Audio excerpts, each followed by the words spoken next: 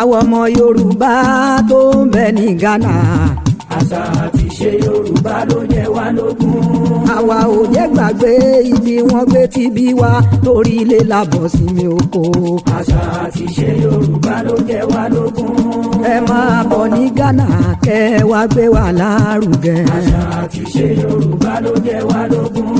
bẹ́ẹ̀ni o àyájọ́ ọjọ́ àṣà àti ìṣe ìran Yorùbá ohun àpérò pàtàkì tí yóò mú lọ síwájú ohun ìṣọ̀kan báran Yorùbá Yorùbá Day 2025 celebrating the beauty of Yorùbá culture Yorùbá's culture excellence and unity. ètò pàtàkì yóò wáyé ní Ghana International Conference Center Accra lórílẹ̀‐èdè Ghana lọ́jọ́ kejìdínlọ́gbọ̀n oṣù kẹsàn-án September 28 yìí. ṣé Yorùbá bọ̀ wọ́n ní ọmọ tó sọ lẹ́nu ló sàpò yàkọ́. bẹ́ẹ̀ làwa ò sì ní fọwọ́ òsì júwe ìran tó bí wa.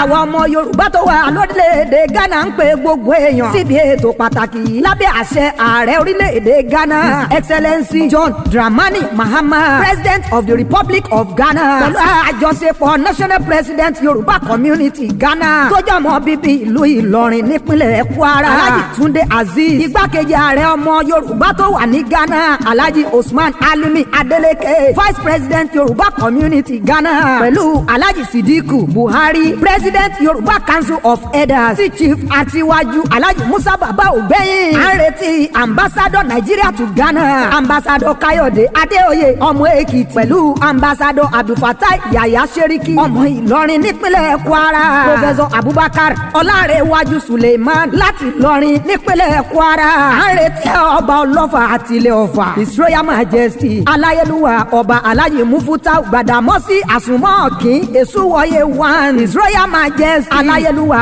ọba Saheed Adémọ́lá Elégùṣì Ìkàtẹ́ Elégùṣì Kingdom His Royal Majesty ọba Alhaji Abdulrasheed Ibrahim Akẹsàn Chairman Yorùbá Council of Obas Ghana bẹ́ẹ̀ la ń retí Alhaja Sherifa Mahama Dundu pẹ̀lú Chief Alhaji Ibrahim Owolabi Saheed ààrẹ bọ́bágúnwà gbogbo ilẹ̀ Accra à ń retí Alhaji Mutiu Adelabu Adisa Ọláolúwa President Nigeria Yorùbá in Diaspora Benin Republic pẹ̀lú Alhaji Abdulhafiz Akínwálé Akínrọ́pò Olúbàdàn Kòtónú alága gbogbo ọmọ Ìbàdàn ní Benin Republic ẹ wò lọ́jọ́ kejìdínlọ́gbọ̀n oṣù kẹsàn-án ọdún 2025 yìí ìlú Accra gbàlejò lórílẹ̀‐èdè Ghana.